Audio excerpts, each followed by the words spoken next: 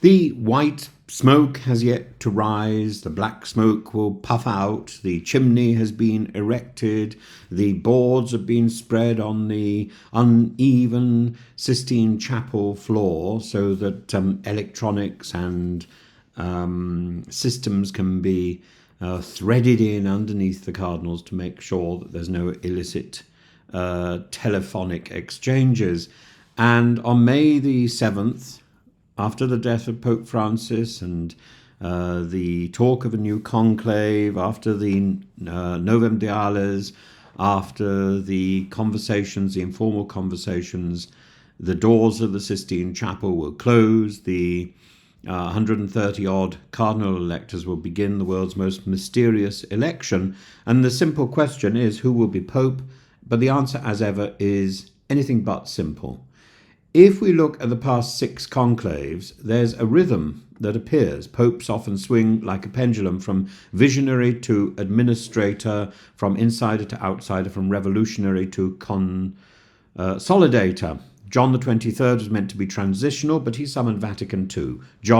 Pope John Paul II was a Polish philosopher, came from nowhere. I believe he was a compromise candidate. Benedict XVI was the expected cardinal, the intellectual, and then the surprise of 2013, Jorge Mario Bergoglio, who was, in fact, if you listen to the rumours, the runner-up in the previous election, the Argentine Jesuit who spoke of mercy, poverty and reform.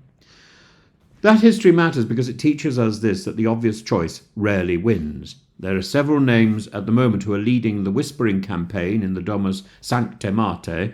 Cardinal Matteo Zuppi, a charismatic peace envoy, and the most likely liberal candidate, but often people are saying he's too liberal to be acceptable. Cardinal Louis Tagle, Asia's smiling theologian, but seen as being very much in the image of Pope Francis. And the conclave has a habit of trying to produce something that is different to the previous pope. Cardinal Pietro Parolin, the Secretary of State, well placed but perhaps too institutional. Of course, Secretaries of State have become pope before. Cardinal Montini became Pope Paul VI. Cardinal Peter Erdo, the intellectual Hungarian conservative, is on the conservative side, and Cardinal Pier Battista Pizzaballa, the Latin Patriarch of Jerusalem. There is another emerging name, Archbishop Cardinal Michailo Wiczok of Australia's Ukrainian Church, a former pastor of war refugees, young at 44, steeped in suffering. He's not widely tipped, but his credentials are quietly formidable.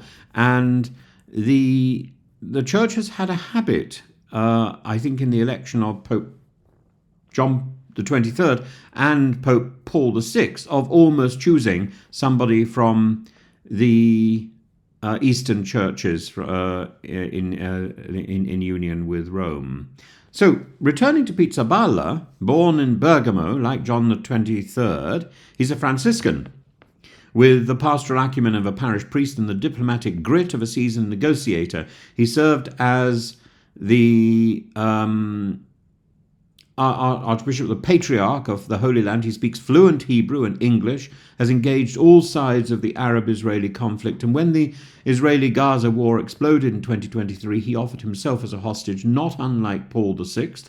Not since Maximilian Kolbe has such a gesture of self-giving emerged from within the church hierarchy, except for the example of Paul VI and Pizzaballa. So that is significant. By contrast, Wiczok represents the global peripheries twice over. He's Ukrainian and he's based in Australia. His church is Eastern Catholic, rooted in liturgical tradition but battered by war. Appointed auxiliary bishop of Philadelphia before becoming bishop in Melbourne, he has worked with post-trauma pastoral care, coordinated refugee aid, speaks movingly of the cruciform identity of the church in wartime, and his election would signal solidarity with the persecuted and a deepening of communion between Eastern and Western rites. About 80% of the electors were appointed by Pope Francis, but that doesn't mean that they all want Francis II. The church is weary. It wants peace, coherence, and a way forward that doesn't ignite old battles. Zuppi and Tagle are too closely tied to Francis's style to be serious contenders. Erdo is too sharp-edged and tied to a country which is problematic at the moment as far as Europe is concerned. Parolin may carry the scent of Vatican real estate deals. If consensus fails, attention will turn perhaps to Pizzaballa or Vichok, figures of moral courage and geographical symbolism. Of course, the conclave is not a pole, it's a retreat, and the Holy Spirit moves through lobbying, but through silence, prayer, and exhaustion. There is no theology about the Holy Spirit in the conclave, but it is presumed to be there. And the Church may see credible voices in a world where peace feels ever further away in these in these characters, Pizzaballa or Vichok. If elected, what name might the candidate take? The new Pope might call himself Francis II to demonstrate continuity, John the 24th, a nod to reform and renewal. But we may hear something new like Gregory the 17th or Benedict the 17th. We might be entering unknown waters. Names matter. They signal to the Church and to the world. Pope Francis taught us that holiness can be joyful, political, and messy. He showed that mercy is not weakness but divine strength, and the new Pope, whoever he is, must carry forward a church shaken by scandal, by pluralism and war.